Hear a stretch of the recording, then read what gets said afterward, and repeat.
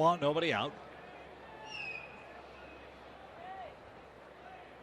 And the payoff pitch grounded toward Uribe. He's going to step on the bag at third, throw across to first, and get his man. Double play, 2 outs. Heads up play by Uribe, and you've got to have a good arm, which he does, to be able to make this type of throw flat-footed.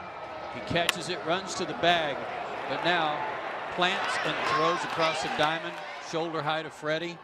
That's a strong arm to be able to do that and get a fast runner.